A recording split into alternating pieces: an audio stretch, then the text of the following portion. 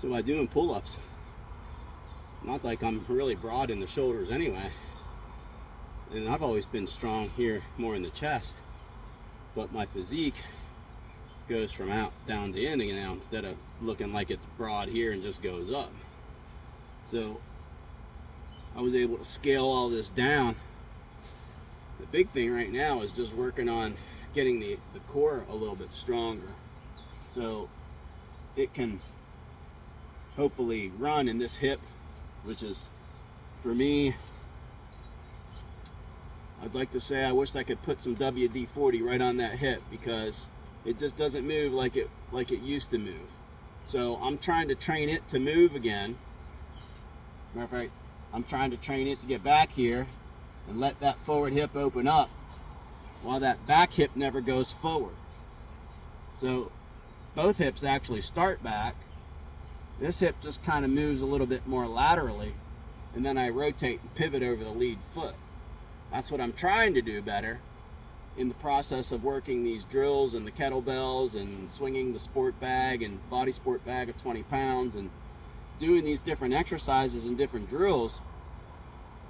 I'm just constantly trying to release this forward hip.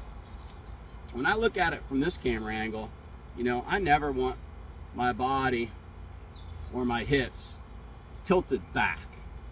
So the easiest way, at least, for me to stay over this golf ball is to feel like my rear end stays back and almost like I'm gonna pinch this lead hip towards my forward heel. Now, whether I do that or not is another story, but at least once I've completed the top of my backswing, the exact very millisecond that I change direction, I don't want to do that with my hands.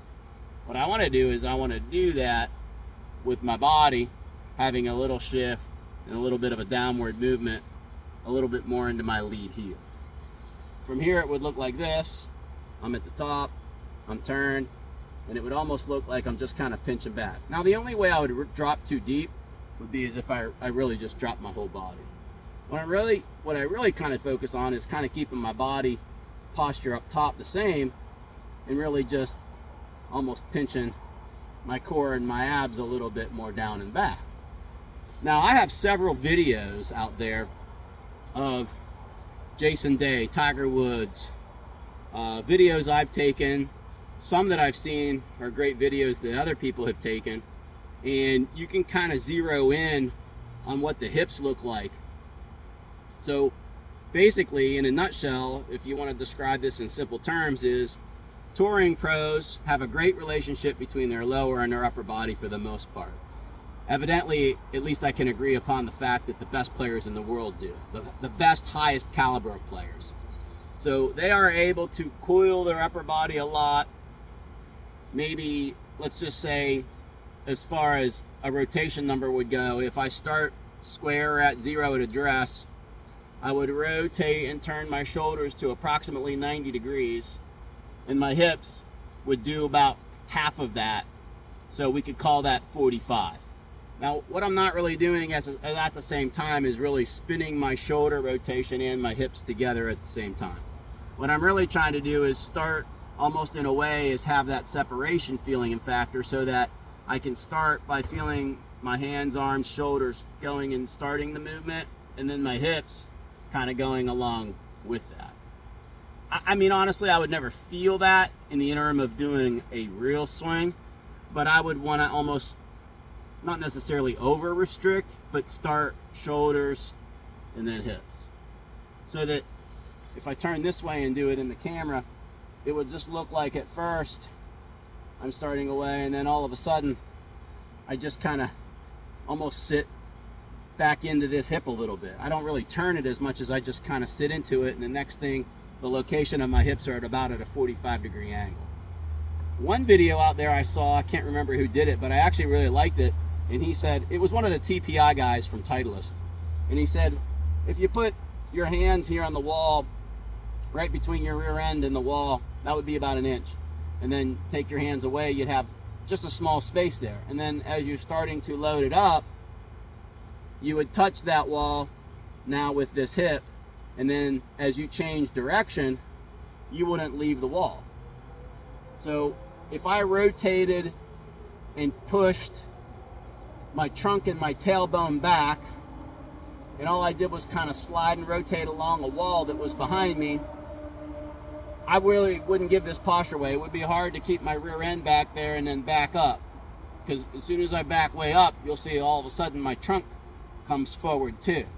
So I've got to stay back there. That helps my chest stay over the ball, i.e. my head stay down. So if my chest stays down, so does my head. I don't have to feel like I'm trying to like make my neck look down. I can see down there with my peripheral vision.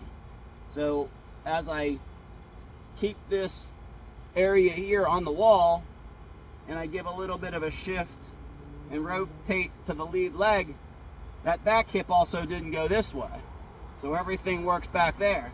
Now I'm in a great place. So now my chest is covering the golf ball, and my chest can run, and then the arms can swing, and then the hands can release. So that's going to provide me proper sequencing to get back to the ball time and time again, consistent as possible over and over again. So just go back for 1 second. Think about the exercises that we can do to enhance the performance of our body to be able to do that. If you can't get your body working properly in your swing, your hands are going to find ways to just do whatever they need to do to get the job done. And the problem with that, though, is over time, you're never going to be consistent. You know, you're going to have a moment where, oh, I get one and it goes straight, and then you hit one left or you hit one right, and you just can't time it up 2 times in a row. That's not so much. I mean, most people have pretty good hand-eye coordination, but what you do is you kind of hurt or diminish the hand-eye coordination because your body's never in the same place twice in a row. It's always doing different things and moving out of its location. So as soon as the body relocates itself, next thing you know, your hands are trying to make the golf club get back to the ball. And that just doesn't provide consistency over the duration of time. Have a good day. I hope some of that explanation and some of the exercises that we're doing today are going to help the performance of your swing and gather more consistency as you play better golf.